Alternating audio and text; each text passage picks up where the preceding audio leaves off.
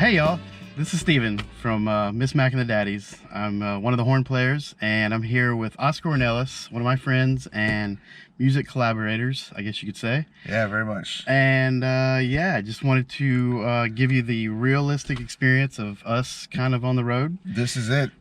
We spent some time in these parts here, and so anyways, driven across Texas. Thought we'd make it a little entertaining for you. We're not obviously moving, so we're not breaking any street laws or anything. So anyhow, I just wanted to yeah, basically just kind of interview him for a little bit and see what kind of answers we get out of him. But yeah, I got different questions from different people from the band, and of course myself. And so anyways, yeah, you've obviously been doing this a long time, and you're a multi-faceted instrumentalist and do a few things. So let's just get right back into it. I guess we got a question from Leland, which I wanted to lead with because, well, I wanted to know myself, I guess, and it was basically just that, you know, how did you move to Austin? How did you get to Austin from San Angelo? Yeah, well, so I moved to Austin because my buddy Bryce Powell is a keyboard player and guitar player. You know Bryce, that's how I met you. Yes, great keyboard player. Oh yeah, he was in a band called Hunters and Gatherers. They would play at a bar in San Angelo I was working at called Sealy Flats. So I would get to jam with them when they came to town. Always had a good time. So I was always wanting to move to Austin. So you know, I did as much as I could in San Angelo scene. I had a lot of fun. But was ready to, like, just to, you know, take the next step in my life and see where music could take me. And I was grateful for it, you know. So I showed up in Austin 7 years ago, really just to see what I could do. You know, Bryce is the one who got me hooked up with everybody I know nowadays, really, you know, because there's not a bunch of keyboard players, ton of guitar players. And that's how I met you, was with Bus Stop Stallions. I was playing keys, I was covering for Bryce. Yeah, no, so it is cool, you know. I've always been drawn to the Austin area, of course, you know, like a Stevie Ray Vaughan and the blues scene that, you know, I've gotten to know over the years now really very well. So, like, really grateful just to head this way. It was a good idea. Is this or Houston? Gotcha.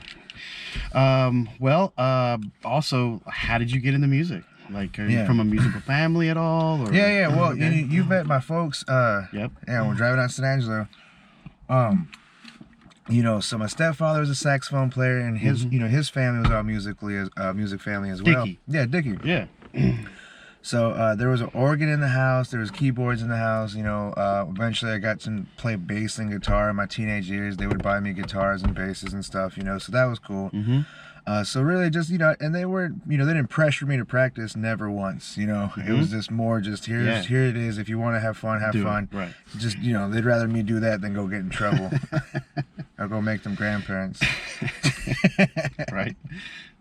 Makes sense. All right. Well, let's see. What else do we have here? I think we've got a question from. Let's see. Who are we gonna go with here?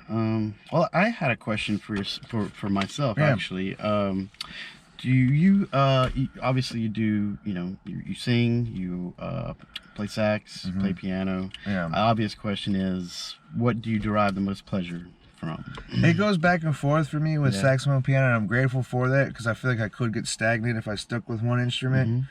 You know, I feel like being a saxophone player, there's different things I can do that I can't do with keyboards. Right. But I think truthfully, like nowadays in 2021, I feel most comfortable playing piano and like singing. But like the dream of mine is just to be a jazz saxophone player. You know, that would be the easiest gig. You just gotta carry your horn, make some money. Yes, I do. Yeah. So I think that would be it, man. But I like really, you know, at the end of the day, I like being able to create music and play with an ensemble. So it's definitely easier to play with an ensemble as a piano player too, you know. Oh, definitely. Yeah. Well, I enjoy the times that we get to play in a trio. Yeah. It's just, you know, you, myself, and, you know, a drummer, and just going at it, you know, and it's just like, it's almost fun stuff, stripped down to the basics, which makes it even more imperative that we, you know, get it together, you know. But it's easier because you've only got 3 people as opposed to being in a big band, which we both play in several big bands together and apart, you know. We've definitely played in some similar groups together, 13-piece bands and stuff too. Right, you know, but all 3 pieces is the best, I think, to have like the most creativity You know, and especially adding, like, you know, we could hypothetically always add another horn player, you know, just because it's simpler to add like the one horn line, you know, the single note instruments you can layer very easily, you know. And if you get the right guitar player and the right keyboard player, you could add that, you know, simply what we do, because it is almost like a whole improv set. And I enjoy doing that kind of stuff because there is a lot of freedom we can do, especially, you know, the drummers may rotate sometimes too, so it's nice to have that variety. So, Gotcha. Yeah. So as I'm sitting here, I'm just kind of wondering, for some reason, I was kind of wondering if you remember your very first gig in Austin. Austin, yeah, it was at a Handlebar. Yeah, downtown Austin. I was playing with Bryce. I was playing with the dude Matt. I don't forget his last Matt Creed. I want to say his last name. Much Love. Good. It was a fun band. He had original music, great writer, but like that, you know. And it was one of those like, hey, come play. You know, you might make $20-$30 kind of a deal. You know. Yes, and I was like, it was my first night. I was happy. Yeah, sure. And that turned into other gigs with Matt and stuff. I played with him for about 3-4 weeks. But then I moved on to the blues scene because it was, you know, I wanted to see what the, you know, I got into the east side. I wanted to see what the blues side scene was like. But playing at Handlebar, it was upstairs, playing saxophone, just had a great time. I just remember like looking up, seeing like the Frost Tower, and just being like, you know, this is what I did. You know, this is cool. Like I just remember that moment. I remember that moment very memorably. You know, it's nice to have. Sure. Yeah. I also just thought of another question, I guess, out of the blue, but you know, obviously everything's been turned upside down. I feel elephant in the room, COVID. Yeah. And well, hopefully the elephant's got a mask on. But anyways, I just was wondering, like, you know, how do you feel like? I mean, you know, obviously it's impacted by the closure of tons of venues, but how do you feel? You know, Austin's going to be able to. You know, there's got to be a way to bounce back. Well, and you know, reclaim the title of you know, live music capital somehow. You know, I see the ways it's gonna happen too, because the one thing that it is, like, everybody that moves here has an idea of what it is. You know, and it usually surrounds like a creative element. You know, so like, you know, the arts, you know, the comedy, the music, and stuff like that. You know, I don't think not too many people come here just to watch like UT basketball.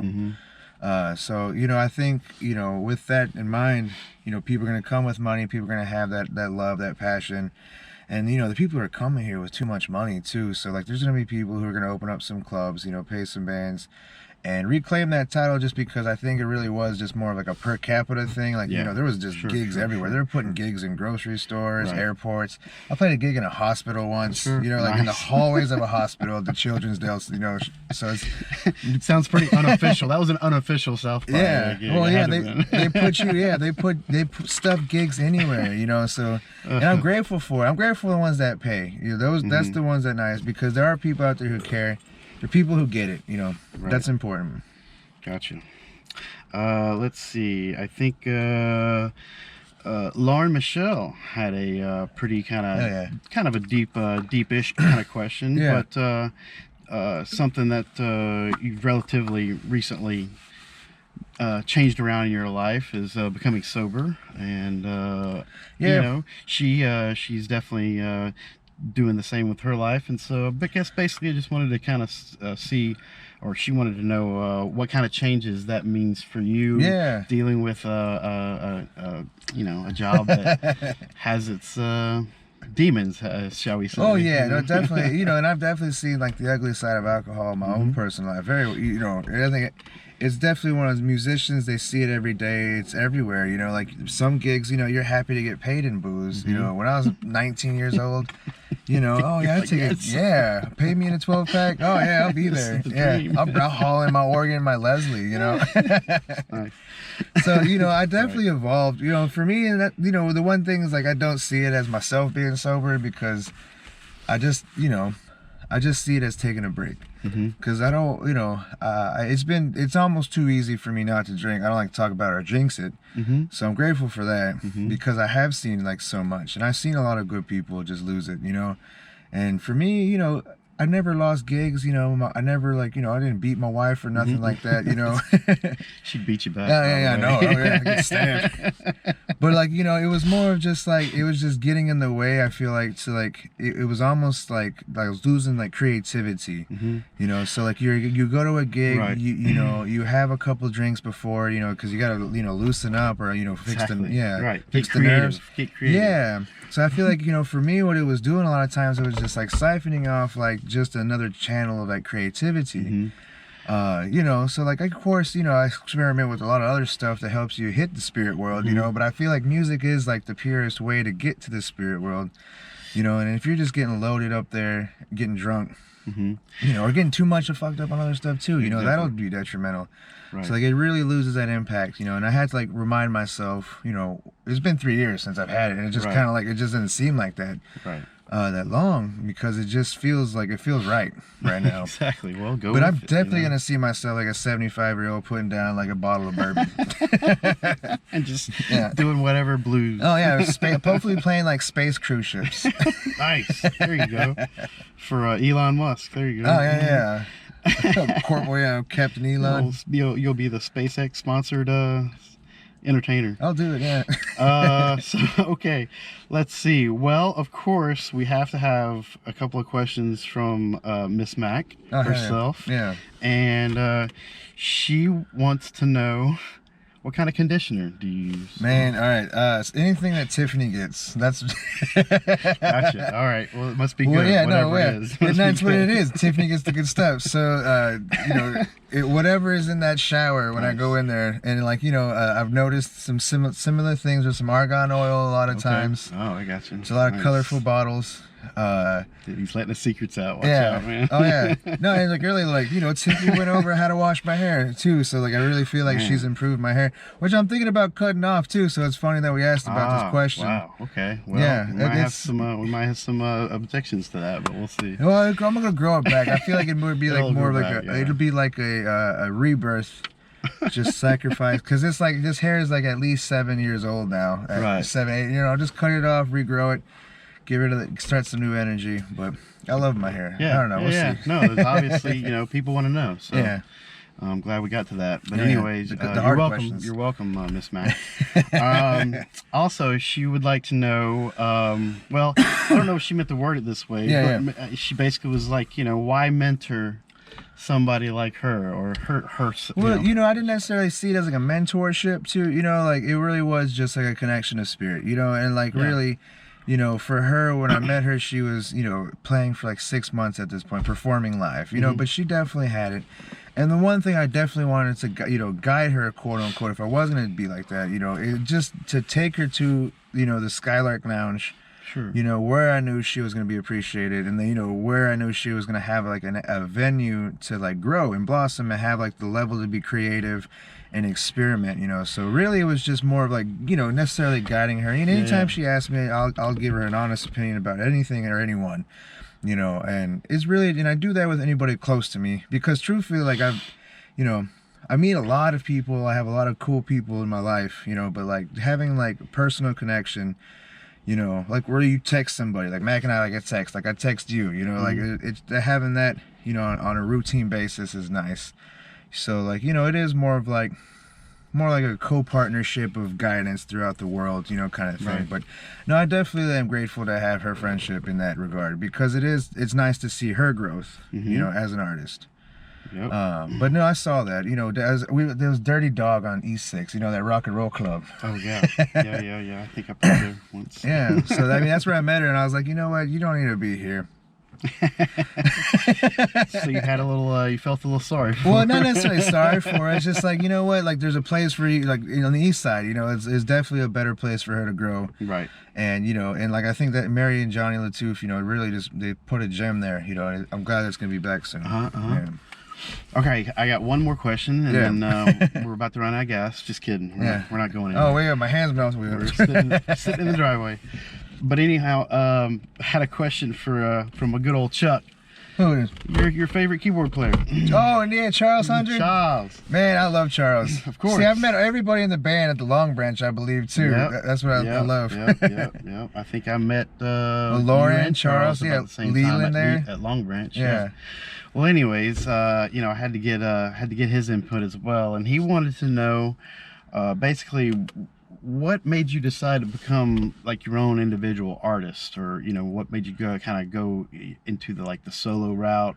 I mean, as opposed to just playing in bands as a sideman, which you do as well. Well, I kind of what I saw it as is, you know, I had these songs I've written, you know, I've been jamming them for years.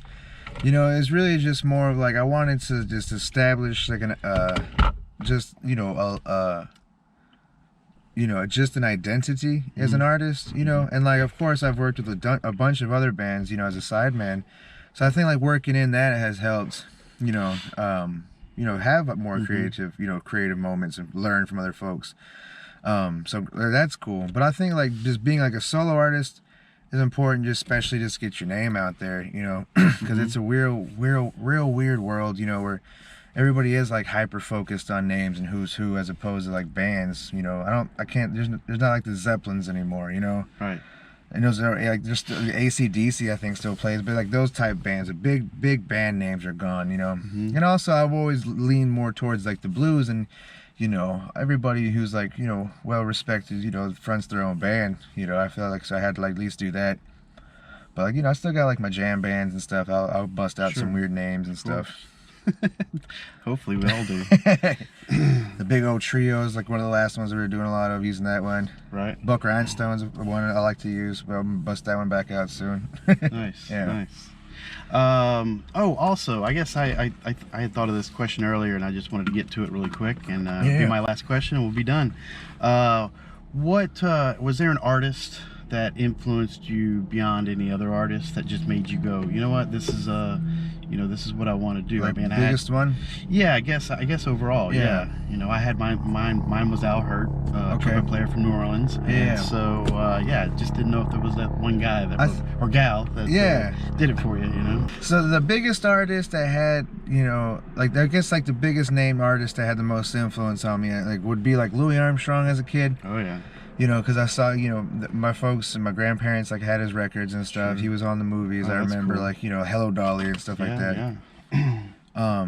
So like, you know, and that was like and then, you know, growing up, I would like get his, you know, learn more about his life and learning about like his, you know, because he did inspire a lot of artists, you know, as, you know, one of the first predominantly black, you know, jazz artists to go mainstream. So, you know, I think his inspiration influenced a lot of my other inspirations and influences too. So, you know, I could definitely go back to Louis Armstrong and see it as like the root, you know, and then like Duke Ellington, you know, I loved jazz. I was heavy into jazz at a younger age. Especially as a, you know, as a writer, composer, I imagine he's, you know, got to be an influence. Cause he was one of the best. A-Train was like, I think one of the very first songs like I remember like knowing as a jazz, like learning and listening to, That's cool. Yeah, man. So yeah, I think like Louis Armstrong, especially as a performer, you know, because like seeing Louis Armstrong as a well-rounded entertainer, you know, like a musician, actor, you know, did radio stuff, you know, like that's inspirational. Reached outside of music and affected people in other ways. Exactly. Too. You know, gave back to his community and stuff, you know, because he did come, you know, from a hard upbringing, you know, and he was able to give back. Oh, right. And I see that's something like I want to be able to do. Exactly. So, yeah, awesome. Well, I guess that's about it for this week's Funky Friday. Thanks, Oscar. Appreciate you. Oh, yeah. And hopefully that works out, and we'll talk to you next time. Later, brother. Later.